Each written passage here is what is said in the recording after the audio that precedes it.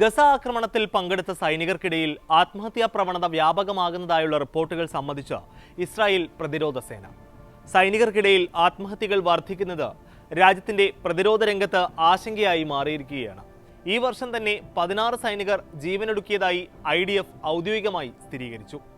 2024-ലെ 21 എന്ന മൊത്തം എണ്ണത്തെയും മറികടക്കുന്ന തരത്തിലാണ് ഈ വർഷം പാതി പിന്നിടുമ്പോഴേക്കും സൈനികരുടെ ആത്മഹത്യാ കണക്കുകൾ കുതിച്ചുയരുന്നത്.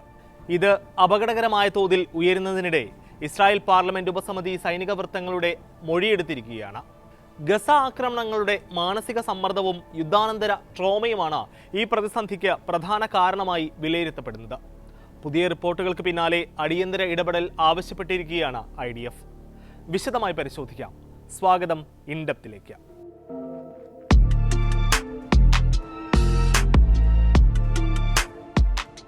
IDFന്റെ പേഴ്സണൽ ഡയറക്ടറേറ്റ് മേധാവി ബ്രിഗേഡിയർ ജനറൽ അമീർ വദ്മാനിയാണ് ഇസ്രായേൽ പാർലമെന്റായ നെസൈറ്റിന്റെ പ്രത്യേക സമിതിക്ക് മുന്നിലെത്തിയത്. ഗസ സൈനിക നടപടികൾ സൈനികർക്ക് മാനസികമായി ഏറെ നാൾ വേട്ടയാടുന്ന അനുഭവങ്ങളാണ് സമ്മാനിച്ചതെന്നാണ് അദ്ദേഹം സമ്മതിച്ചത്.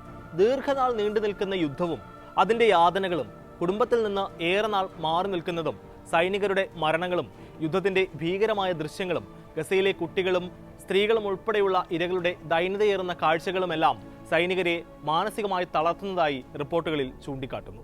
2023 ഒക്ടോബർ 7 ശേഷം ഇസ്രായേൽ സൈന്യത്തിൽ ആത്മഹത്യകൾ വർദ്ധിച്ചതായി മനഃശാസ്ത്ര വിദഗ്ധർ ചൂണ്ടിക്കാട്ടിയിരുന്നു.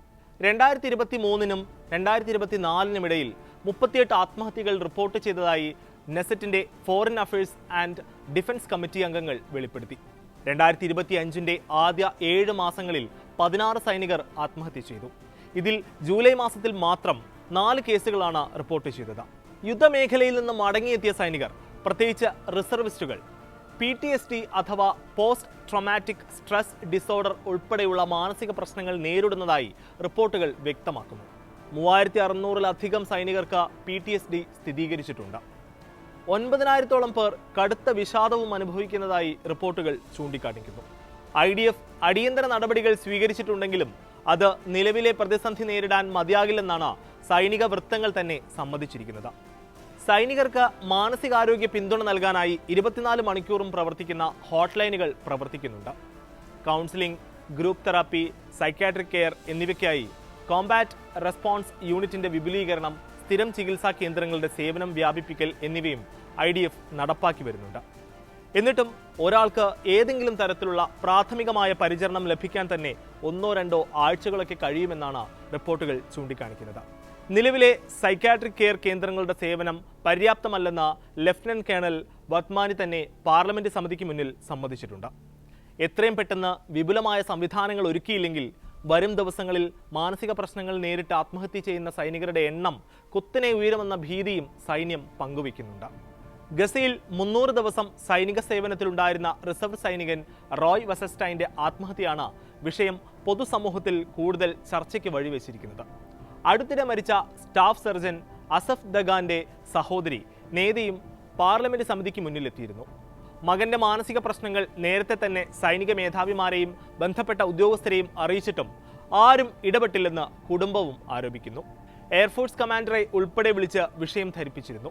അസഫ് ആത്മഹത്യ ചെയ്യാൻ സാധ്യതയേറെയാണെന്ന് മുന്നറിയിപ്പ് നൽകിയിട്ടും ഒരു നടപടിയും ഉണ്ടായില്ലെന്നും സഹോദരി പാർലമെന്റ് സമിതിയോട് വെളിപ്പെടുത്തി. സൈനികരുടെ മാനസിക പ്രശ്നങ്ങളിൽ അടിയന്തര ഇടപെടലിനായി പ്രതിരോധ മന്ത്രി ഇസ്രായേൽ കാറ്റ്സിന്റെ മേൽനോട്ടത്തിൽ ഒരു വിദഗ്ധ സമിതി രൂപീകരിച്ചിട്ടുണ്ട്. പേഴ്സണൽ ഡയറക്ടറേറ്റ് തലവൻ മേജർ ജനറൽ ദുദു ബാർ ഖലീഫ, സൈനിക മേധാവി ഇയാൽ സമീർ എന്നിവരും സമിതിയുടെ ഭാഗമായുണ്ട്. ഇവർക്ക് പുറമെ മാനസികാരോഗ്യ വിദഗ്ധർ, നിയമ ഉപദേഷ്ടാക്കൾ, കാഷ്വാലിറ്റി ഓഫീസർമാർ, പ്രതിരോധ മന്ത്രാലയ ഉദ്യോഗസ്ഥർ എന്നിവരും കമ്മിറ്റിയിലുണ്ടാകും.